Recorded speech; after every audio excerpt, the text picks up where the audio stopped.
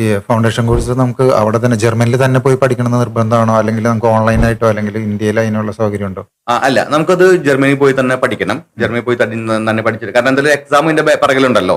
അപ്പൊ നമുക്ക് എക്സാമിന് മാത്രമായിട്ട് നമുക്ക് വിസ കിട്ടില്ല. നമുക്ക് ഈ FSP എന്നുള്ള കോച്ചിങ് അല്ലെങ്കിൽ എൻട്രൻസ് എക്സാം ഉണ്ട്, അതിന് എഴുതാനായിട്ട് വിസ കിട്ടില്ല. അപ്പൊ നമ്മൾ ഈ ഫൗണ്ടേഷൻ കോഴ്സിന് പോകുമ്പോൾ നമുക്ക് ഓൾറെഡി വിസ കിട്ടിയിട്ട് നമ്മളുണ്ട് പോകുന്നത്.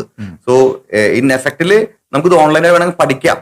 പക്ഷെ നമുക്ക് അതിന്റെ ഒരു പ്രാക്ടിക്കൽ ഓറിയന്റേഷനോ നമുക്ക് എൻട്രൻസിന് പോയിട്ട് അവിടെ എക്സാം എഴുതാനുള്ള വിസ കിട്ടാത്തത് കൊണ്ട് ഈ ഫൗണ്ടേഷൻ കോഴ്സിന് പോയിട്ട് ചെയ്യുന്നത് തന്നെയായിരിക്കും അഭികാമ്യമായിട്ടുള്ള കാര്യം. ഓക്കെ, അപ്പൊ ഇതിന് ഏകദേശം ഒരു 8 ലക്ഷം രൂപയോളം ചെലവ് വരുന്നുണ്ട്. അതെ അതെ, പ്ലസ് ആണ് നമ്മൾ വരുന്ന ഗ്രാജുവേഷന് വരുന്ന ചെലവ് വരുന്നത്. അത് അല്ല, ഗ്രാജുവേഷൻ ചെലവില്ലല്ലോ. ഗ്രാജുവേഷൻ അതെ അതെ, അവർക്ക് ഈ ഫസ്റ്റ് ഇയറിൽ മാത്രം ചെലവാക്കേണ്ട പൈസ മാത്രമേ ഉള്ളൂ. അത് ഇവർക്ക് ഒരു 8 ലക്ഷമൊക്കെയാണ് ഏകദേശം ഫീസ് വരുന്നത്.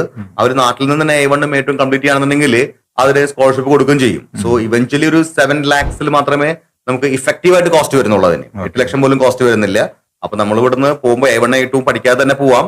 പക്ഷെ നമ്മൾ മിക്കവാറും കുട്ടികളുടെ A1 A2 പഠിച്ചിട്ട് പോകാനാണ് പറയുന്നത്. സോ ദാറ്റ് അവർക്ക് വലിയൊരു ഡിസ്കൗണ്ട് അവർക്ക് കിട്ടുന്നുണ്ട്. സ്കോളർഷിപ്പ് എന്നുള്ളത് വലിയൊരു എമൗണ്ട് കിട്ടുന്നുണ്ട്. മാത്രമല്ല വിസയിലേക്ക് പോകുമ്പോൾ ഈ പറഞ്ഞ പോലെ A1 A2 ഒക്കെ ഉണ്ടെങ്കിലാണ് ജർമ്മനിക്ക് പോകുമ്പോൾ ഈ എസ്പെഷ്യലി 12th കഴിഞ്ഞ കുട്ടികളൊക്കെ പോകുമ്പോൾ കുറച്ചുകൂടിയും അവർക്കും ഒന്ന് അവിടെ ഇന്ററാക്ട് ചെയ്യുന്നതിന് കുറച്ച് നന്നായിരിക്കും. അപ്പൊ കാരണം അവർക്ക് ഒരു എഫക്റ്റീവായിട്ട് 7 lakhs തന്നെ വരുന്നത്. അത് ഈ ഫൗണ്ടേഷന് മാത്രമേ വരുന്നുള്ളൂ. അത് കഴിഞ്ഞ് കഴിഞ്ഞാൽ അവർക്ക് ഫീസ് ഒന്നുമില്ല. അവർ ഫ്രീ ആയിട്ടാണ് പഠിക്കുന്നത്.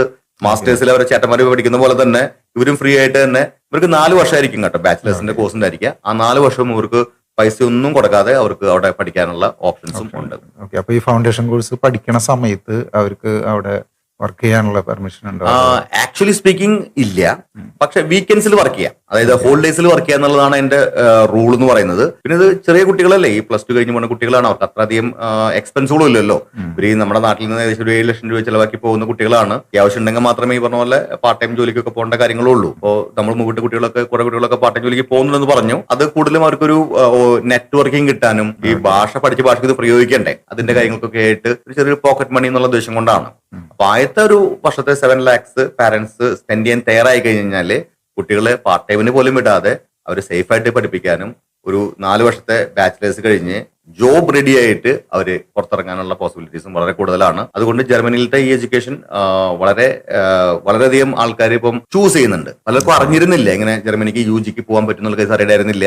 കാരണം ഞാൻ നേരത്തെ പറഞ്ഞ സ്റ്റുഡന്റ് കോളേജ് അല്ലെങ്കിൽ ഫൗണ്ടേഷൻ കുറെ കോംപ്ലിക്കേറ്റഡ് ആയിട്ടുള്ള കാര്യങ്ങളാണ്. അപ്പൊ ഒരു എക്സ്പേർട്ട് ആയിട്ട് ഗൈഡൻസ് ഇല്ലാതെ നിങ്ങൾക്ക് ആ കോഴ്സ് എത്തിപ്പെടാൻ പറ്റില്ല. അപ്പൊ അതുകൊണ്ട് പല ആൾക്കാരും മുമ്പ് ചെയ്തിരുന്നില്ല.